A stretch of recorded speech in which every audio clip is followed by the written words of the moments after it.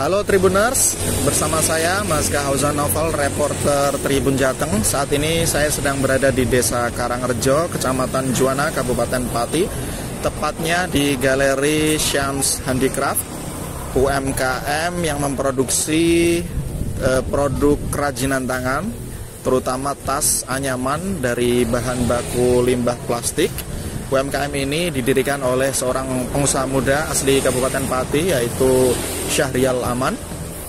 Dan Syahrial dalam menjalankan UMKM ini memberdayakan para wanita, yaitu ibu rumah tangga dan juga para buruh tani, untuk memproduksi tas anyaman yang saat ini sudah berhasil menembus pasar ekspor, antara lain di Jepang dan juga Meksiko.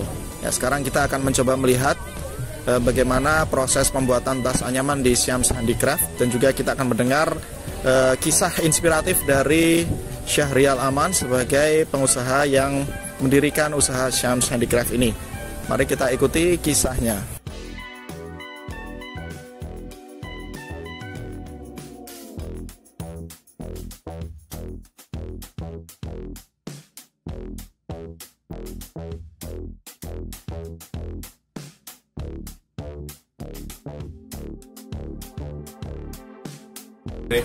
Bismillahirrahmanirrahim. Assalamualaikum warahmatullahi wabarakatuh.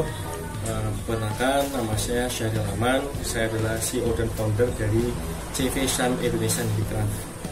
Dan CV Syams Indonesia Handicraft ini adalah salah satu social planner di mana kami memiliki usaha untuk bergerak di bidang sosial.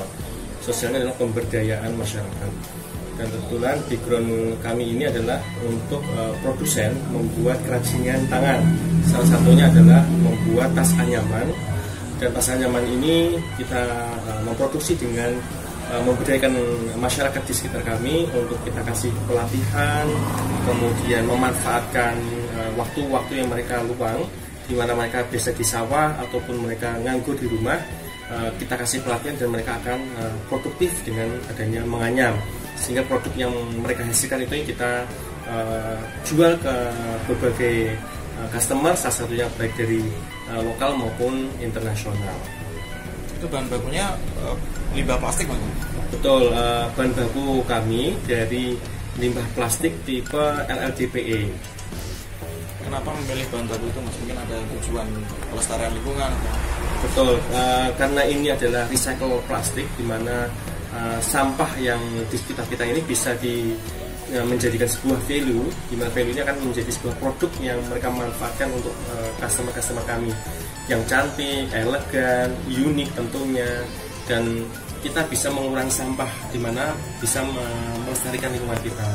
Dengan adanya recycle plastik ini, kita akan bisa memanfaatkan limbah dengan menjadi sebuah penghasil buat ibu-ibu masyarakat lokal Indonesia tentunya.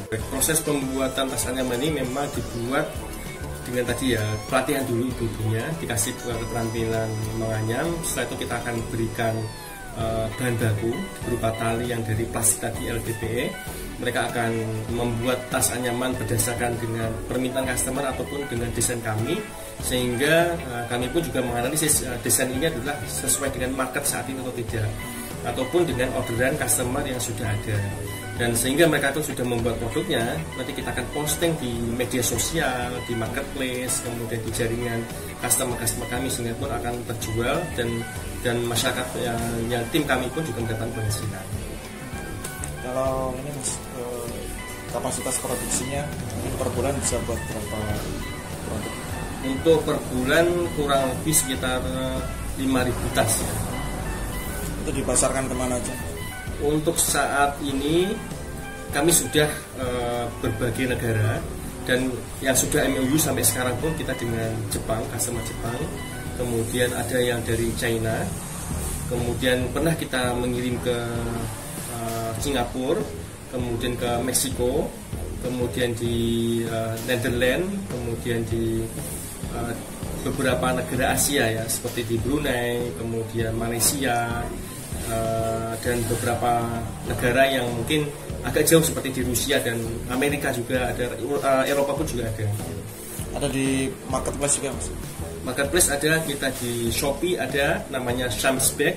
kemudian di TikTok juga ada, ya, namanya Shams Sindocraft, kemudian ada juga di marketplace di beberapa media sosial ya, seperti di Facebook, kemudian di Instagram, itu pun juga kami pun juga aktif. Harga jualnya berapa sih?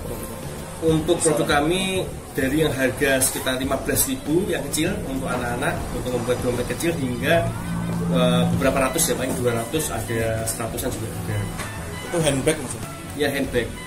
Bisa juga jadi sebuah koper juga ada. Ada beberapa yang permintaan untuk model koper untuk dibawa kemana-mana untuk traveling juga ada. Kalau keunggulan produk ini Mas, mungkin dari daya tahannya atau seperti apa? Baik, tentu kami karena ini adalah recycle plastik, tentunya ada keawetan bahan baku seperti yang kami pernah untuk kirim ke Jepang.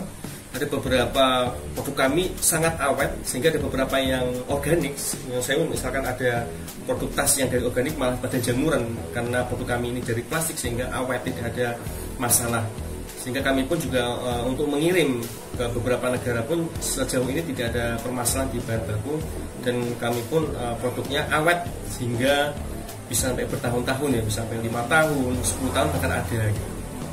Kalau untuk pengembangan ke depan selain produk tas, produk apa lagi Mas yang akan diproduksi? Saat ini kami mengembangkan usaha, tidak hanya sebuah produk tapi namanya juga sempat wisata. Jadi wisata kami ini salah satu wisata edukasi buat adik-adik sekolah TK, kemudian SD, SMP.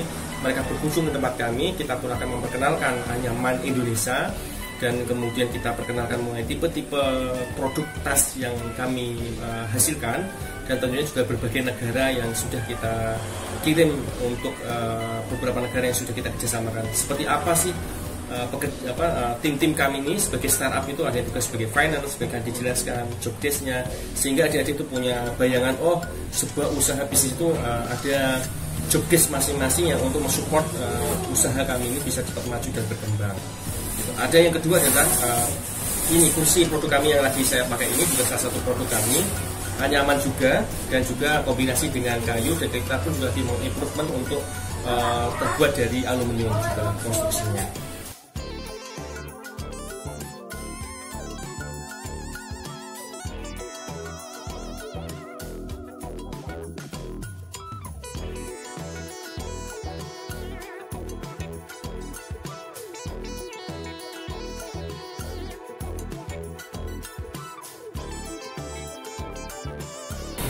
Ya, Tribuners, demikian tadi kita sudah mendengarkan kisah inspiratif dari sosok pengusaha muda Kabupaten Pati, Mas Syahrial Aman. Bagaimana beliau bisa menjalankan usaha yang turut berkontribusi terhadap pelestarian lingkungan, karena produk yang dihasilkan ini berbahan baku dari limbah plastik, dan juga terbukti dari mengolah limbah plastik ini Syahrial Aman bisa sampai menembus pasar ekspor. Mudah-mudahan kisahnya bisa menjadi inspirasi dan bermanfaat bagi kita semua. Terima kasih bagi Tribuners yang sudah menonton video ini, dan jangan ketinggalan konten-konten menarik lainnya dari Tribun News. Terima kasih dan sampai jumpa kembali. Download Tribun X sekarang, menghadirkan lokal menjadi Indonesia.